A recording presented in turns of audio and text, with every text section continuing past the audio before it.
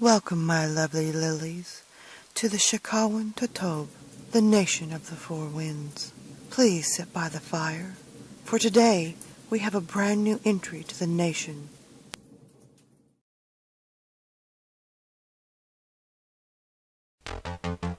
I'm at your bedroom window. A warning for my fellow travelers. If you ever have a layover in Philly overnight, don't spend the night at the Economy Motel. And if you absolutely must, steer clear of room 103. I was heading south to visit some family members for a few weeks, and unfortunately the only flight available included a 7-hour layover in Philadelphia. Not wanting to spend those hours huddled outside the airport, I rented the cheapest motel I could find and took the shuttle over at about 11 p.m. The place was just about the shadiest looking motel I'd ever seen, but it was a bed, right? I checked in and headed to my room, 103. Exhausted, I immediately collapsed on the bed. A bit lumpy, but not terrible. Not bothering to take my contacts out, I closed my eyes and let my thoughts wander. I was yanked back to reality by a loud grumbling from my stomach. Right, the airline hadn't fed us. Annoyed, I dug around in my bag for one of those microwavable soup cups, which I tossed into the room's microwave. As the microwave rattled away, I noticed a piece of paper wedged underneath it. I yanked it out and unfolded it. There were 2 words scribbled on it hastily. Don't look. Huh? Whatever. I tossed it aside and retrieved my soup. Feeling lonely, I hopped online to see if anyone was on. I was in luck. My long-distance boyfriend happened to be on Skype. I called him up and we chatted a while, trying to keep our voices down. Eventually, though, he said something that made me laugh, and I heard a muffled curse from upstairs. Feeling guilty, I said my goodnights and ended the call, with the intentions of getting a bit of rest before my next flight. As I lay in the now dark room, I noticed a thin stream of light coming from where the curtain didn't close completely. Annoyed, I got up to close it. I was almost at the window when I heard it. I could see into your bedroom. The voice sent chills up my spine. It was very quiet and high-pitched like a child's. It was so soft. I wasn't sure I hadn't just imagined it. I shook my head and reached for the curtain. I know you can hear me. I'm at your bedroom window. I know you can hear me. I jumped back as a shadow crossed the stream of light coming into my room. I definitely hadn't imagined it that time. There was a voice directly outside my door. Someone was out there, looking in. I jumped back into bed and pulled the covers up to my chin. I'm at your bedroom window. I know you can hear me. I could see in your bedroom. Are you listening to me? I know you can hear me. Come, take a look. I'm at your bedroom window. The taunting went on, rattling into my thoughts and leaving me paralyzed in fear. Suddenly I heard the tenant upstairs moving around again. Footsteps stomped over to the door above, and I heard muffled shouting. Hey! Shut up down there! This isn't funny! I have to work in 4 hours! The door upstairs slammed, and there was silence. I breathed a sigh of relief and leaned back against the pillow, determined to get some sleep. I'm still out here. Come look out your window. I sat straight up, heart pounding in my ears. The voice was back. It whispered on, repeating its mantra over and over again. I put my hands over my ears and rocked back and forth, trying to block out the sound. It was no use. The longer I sat there, the louder it got, until I could hear it so clearly it sounded like it was right next to me. Frantic, I picked up the phone and dialed the police. Stammering and stuttering in fright, I managed to give them the information. Where I was, what was wrong. Please help, I'm so scared. I didn't care if it was a prank at this point. My mind was reeling in terror. The officers assured me they'd be over shortly to see what the issue was. I thanked them and hung up the phone. As soon as I did, silence descended over the room. It wasn't just the voice stopped. No, utter silence filled the room. The air conditioner stopped. The street noises outside ceased. Even the faint hum of electricity from the TV and lights went away. It pressed on my ears with a tangible heaviness that sent shivers through me. Next to me, my phone rang. The caller ID told me that it was the police station calling me back. Cautiously, I picked it up and answered. "Hello?" I whispered. "They aren't coming," growled the voice. And every light went out, plunged the room into complete and total darkness.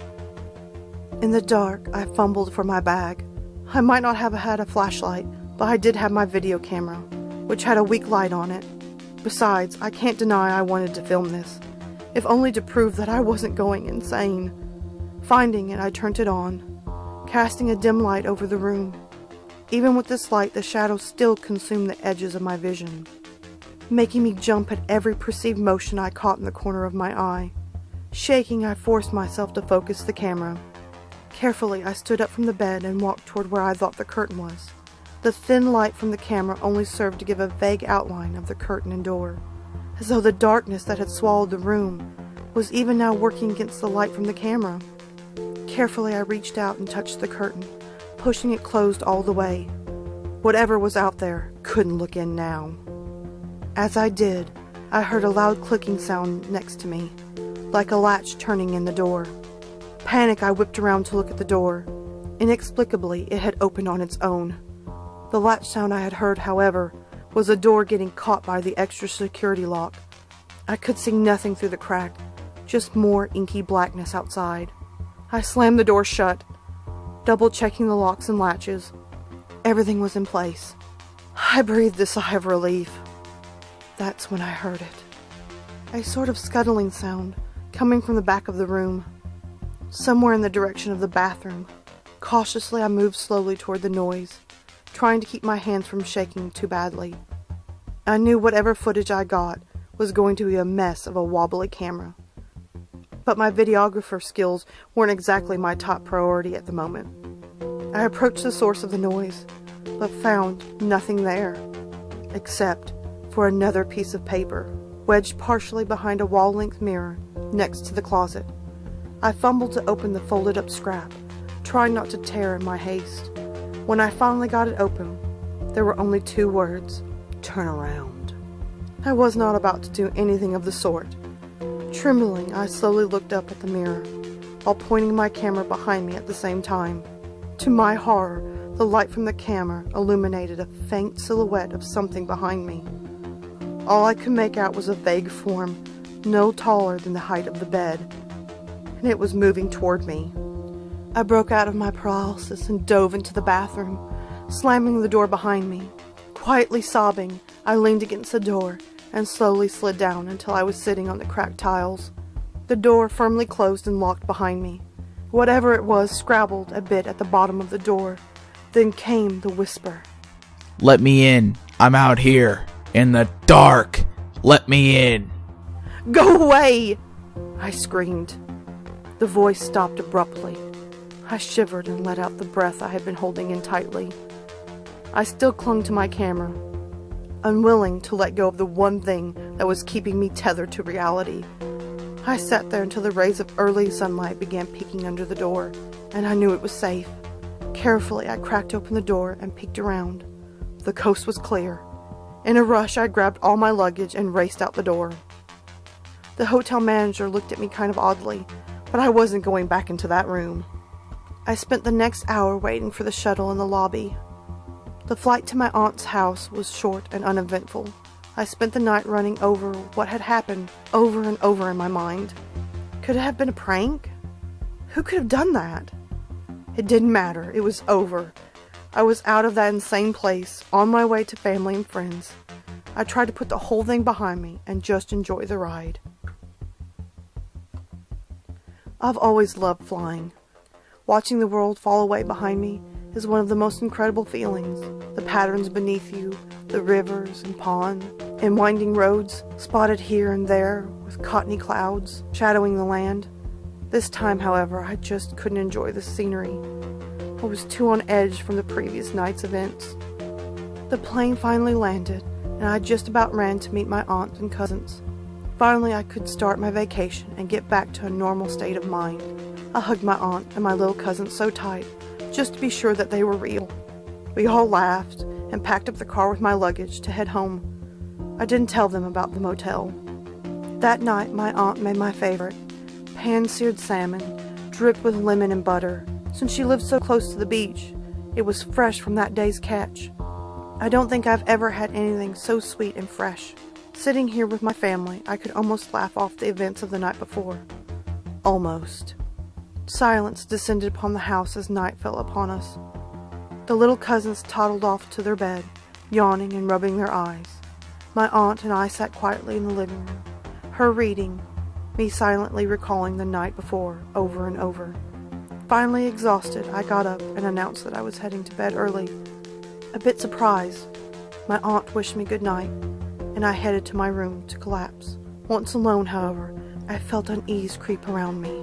The only lamp in the room was the bright overhead, too bright to sleep with, and the fog as thick as it was, no light came in from outside.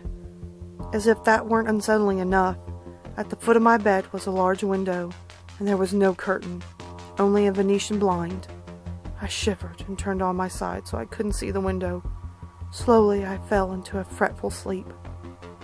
I woke up around 3 a.m. to an odd squeaking noise, like nails running across glass or tile. Confused, I sat up and looked around. Blinking my eyes slowly, adjusting to the darkness, still I could see nothing that could be making a noise. In fact, it seemed to be coming from somewhere outside. My heart rate quickened as I stood up and approached my bedroom window with apprehension. With shaking fingers, I reached for the pull to open the blinds. I yanked it down with one swift tug, and the blinds flew up. Nothing. I let out the breath I had been holding in a rush. I had only imagined it. Or had I? As I glanced down, I noticed the long, slightly smudged marks near the bottom of the window, as though some grubby hand or paw had run along the glass, looking for a way in. I dropped the blinds and dashed back to bed and pulled the covers over my head, desperate for some sleep.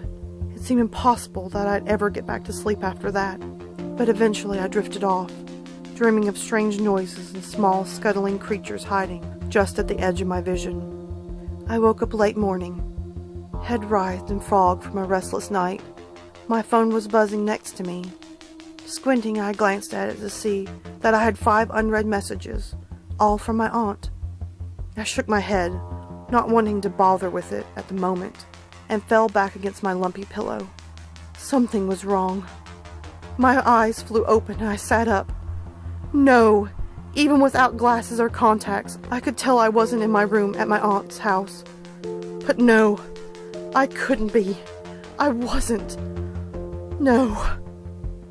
I was back in the motel room from the night before. I tried to scream, but only a choked cry escaped my lips. I looked back at my phone. Every message was from my aunt. Every message from my aunt was a variation on, "Where are you?" Still in my pajamas, I ran to the door, threw it open, and dashed to the office in a panic. I ran in and immediately started begging the manager for help.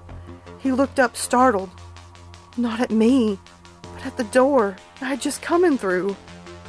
That door again. I thought I fixed that darn thing. Without a single glance at me, he walked over and shoved the door closed, giving it an extra push with his shoulder. He hadn't even seen me.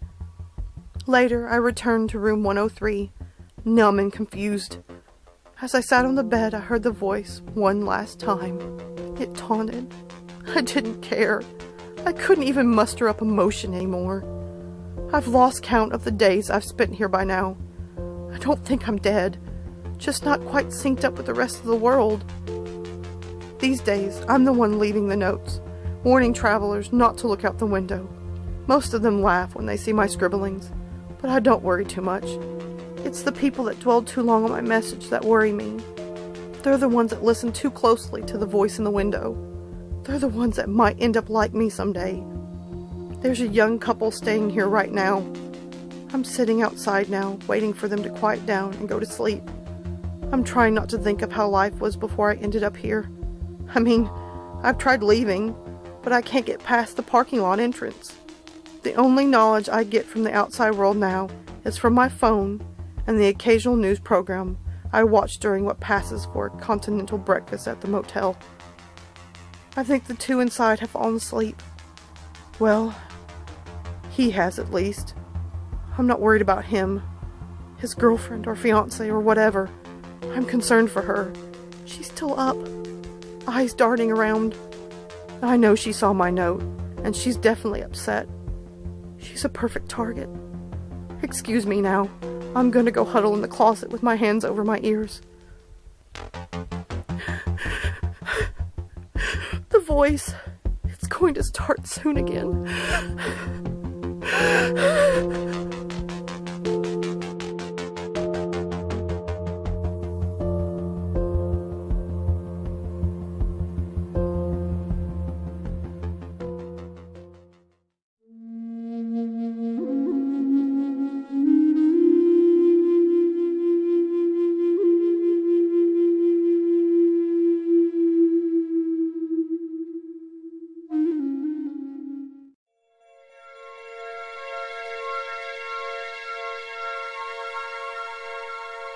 Why